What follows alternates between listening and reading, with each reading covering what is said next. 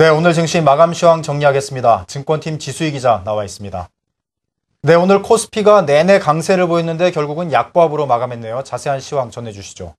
네, 1960선에서 강세로 출발한 코스피는 오늘 동시호가 때 약세로 전환하면서 결국 지난 금요일보다 0.03포인트 내린 1957.42로 마감했습니다. 지수는 변동이 없었지만 오늘 삼성전자와 자동차주는 질주하는 모습을 보였습니다. 삼성전자는 장중 150만 원 선을 넘어서는 등 최고가를 경신했고 종가 기준으로도 지난 금요일보다 0.74% 오른 149만 1,000원의 사상 최고가를 기록했습니다. 현대차와 기아차, 현대모비스도 오늘 1% 안팎의 강세를 보였습니다. IT와 자동차를 상승세로 이끈 것은 8일째 연속 순매수를 보이고 있는 외국인인데요. 외국인은 오늘도 2,700억 원의 주식을 사들였습니다.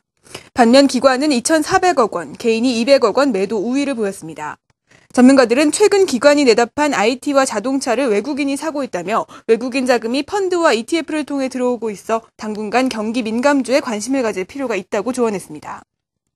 오늘 코스닥은 외국인과 기관이 소폭 순매수하며 강보합권에서 마감했습니다. 코스닥 지수는 지난 금요일보다 0.37포인트, 0.08% 오른 489.59에 마감했습니다. 네, 이제 환율 얘기 좀 들어보고 싶습니다. 오늘 환율이 더 떨어지면서 심리적인 지지선으로 여겨졌던 1,080원마저 무너졌는데요. 앞으로 원화 강세가 지속될지 궁금합니다. 시장은 어떻게 전망하고 있습니까? 네, 오늘 1,081원 선에서 출발한 원달러 환율은 장 개장 10분 후 1,080원이 붕괴됐습니다. 결국 지난 금요일보다 2원 70전 떨어진 1,079원으로 마감했는데요. 지난해 9월 9일 1,078원까지 떨어진 이후 1년 3개월 만에 가장 낮은 수준입니다. 이는 주말 사이 발표된 미국 고용지표가 예상 밖의 호조세를 보였고 수출 업체들이 결제를 위해 달러를 내다 팔면서 원화 강세가 이어진 것으로 풀이됩니다. 또 이번 주 예정된 미 연준의 FOMC 회의에서 추가 부양책이 나올 것이라는 전망도 환율 하락을 부추긴 것으로 분석됩니다. 전문가들은 환율의 추가 하락 가능성을 배제할 수는 없지만 외환 당국의 개입 경계감 때문에 추가 하락폭은 크지 않을 것으로 보인다며 당분간 원달러 환율이 1,070원 후반에서 횡보할 것으로 내다보고 있습니다. 회복세를 보일 것으로 예상됐던 미국 소비시장이 여전히 꽁꽁 얼어붙어 있습니다. 이를 녹여줄 연방준비제도이사회의 추가 부양책이 나올지 시장에 관심이 쏠리고 있습니다. 조연 기자가 보도합니다. 11월 미국의 비농업 부문 취업자 수는 14만 6천 명, 실업률은 7.7%로 4년여 만에 최저치를 기록했습니다. 초대형 허리케인 샌디의 여파로 고전을 면치 못할 것이란 전망을 훌쩍 웃도는 수준입니다. 하지만 이번 고용지표 개선에는 구직 자체를 포기한 사람이 늘면서 경제활동 참여율이 31년 만에 가장 낮은 수준까지 떨어졌다는 뒷면이 공존하고 있습니다. 12월 미국 소비자 심리지수는 지난 여름 이후 최저치인 74.5로 집계됐습니다. 크리스마스 연중 최대 쇼핑 시즌을 맞이하고도 재정 절벽에 대한 공포로 소비 심리가 위축되는 모습입니다. 이 가운데 연준의 올해 마지막 FOMC가 오는 11일 이틀간 열립니다. 매달 450억 달러 규모의 오퍼레이션 트위스트가 이번 연말 종료될 예정인 가운데 연준이 어떤 선택을 할지 글로벌 시장의 이목이 쏠리고 있습니다. The Fed's got this operation twist which is going to expire. If it doesn't replace it with something, then effectively its policy would be becoming a little tighter.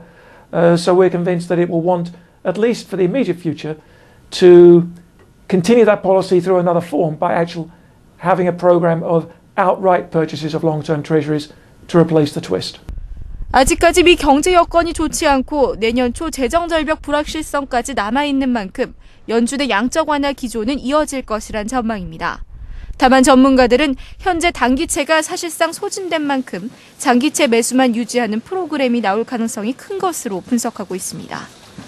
한편 대외 여론몰이에 집중해왔던 오바마 대통령과 베이너 하원 의장이 이번 주 다시 협상 테이블에 마주 앉습니다.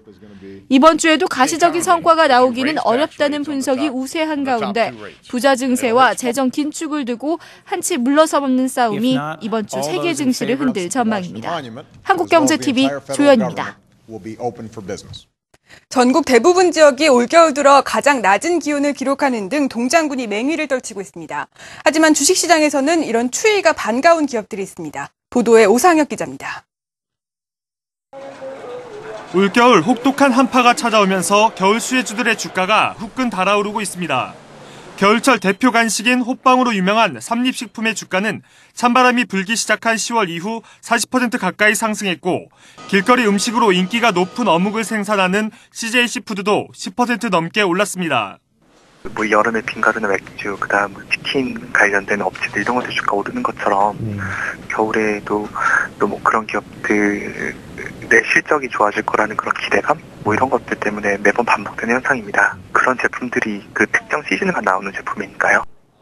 올겨울 혹한이 예고되면서 난방 관련주도 큰 관심을 받고 있습니다. 보일러 전문업체 경동나비에는 지난 7일 장중 13,000원으로 최고가를 경신하며 한 달 사이 주가가 6% 넘게 올랐고 도시가스 공급업체인 삼천리와 지역난방공사도 각각 28%, 7.88% 급등했습니다. 한파로 전력 수급이 비상에 걸렸다는 소식에 LNG 복합화력발전소 관련주들도 주목받고 있습니다.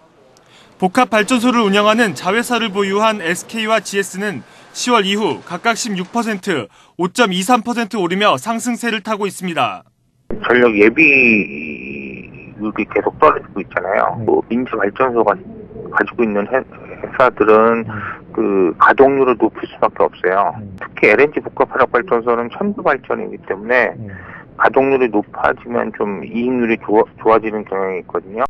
이 밖에 올겨울 유난히 폭설이 많을 것이란 예보에 제설 관련주들이 꿈틀거리고 있고 한파 대비를 위한 의류주들도 관심의 대상입니다. 하지만 증시 전문가들은 겨울철 수혜주에 대한 투자에 신중을 기할 것을 당부하고 있습니다. 매출 비중이나 시장 상황 등에 대한 면밀한 분석 없이 주가가 기대감에 오르는 경향이 높아 대부분 반짝 상승에 그칠 가능성이 높기 때문입니다. 따라서 계절성을 맹신하기보다 기업의 실적과 성장성을 꼼꼼히 따져보고 투자할 필요가 있다고 조언했습니다. 한국경제TV 오상혁입니다. 지금까지 오늘의 증시 관련 소식 전해드렸습니다.